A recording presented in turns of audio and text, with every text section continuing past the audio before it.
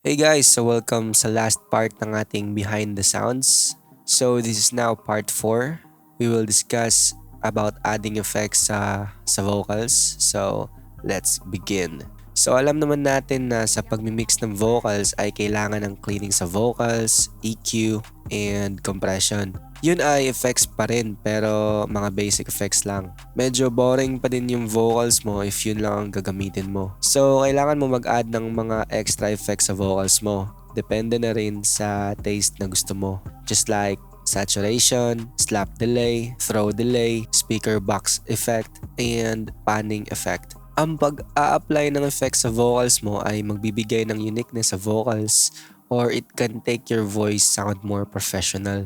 Okay, so first effect is reverb and delays. Ito yung pinaka-basic sa mga effects. Dapat meron reverb and delay yung vocals mo.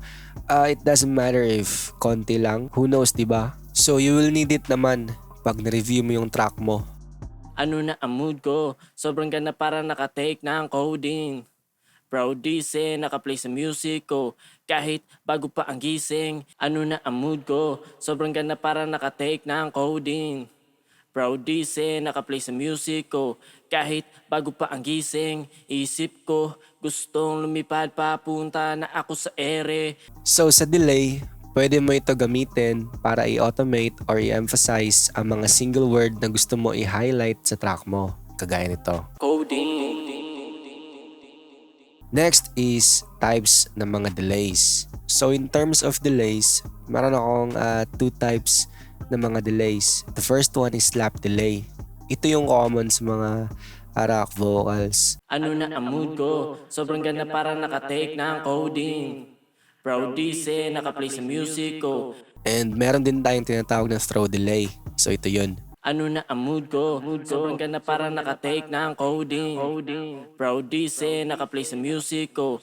Kahit bago pa ang gising, isip ko. So pag meron ng reverb and delay, yung vocals mo, hindi na siya masyado boring pakinggan.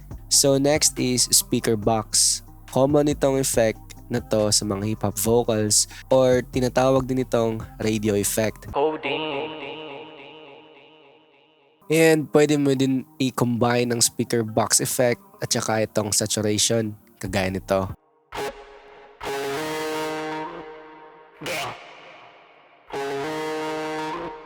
Okay, so my last pick is itong panning effect. Di ka na mahirapan mag-apply nito pag meron kang FL Studio kasi nasa stock plugins lang nila ito. Ito yung PanOmatic. So adjust mo lang itong amount and speed. Ano na ang mood ko? Sobrang ganda para nakatake ng coding.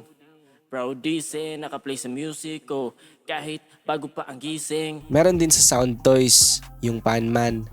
Ano na ang mood ko? Sobrang ganda para nakatake ng coding. Proud DC, nakaplay sa music ko. Kahit bago pa ang gising. And ito sa Waves, Brauer Motion. Ano na ang mood ko? Sobrang ganda para nakatake ng coding. Proud DC, nakaplay sa music ko.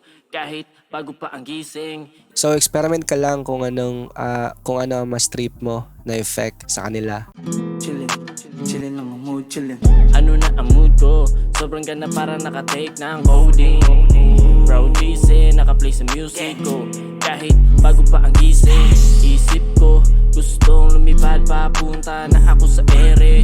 Tamang sulat lang, walang pero may iba't ibang paraan, tamang diskarte. Kung anong dapat gawin, kung paano ka pa ilaro lang sa amin ng lahat.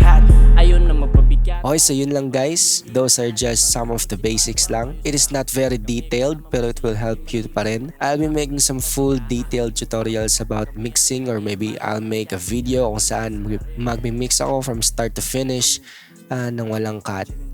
So yeah, that's it guys. See you again next time. Thank you for watching and bye-bye.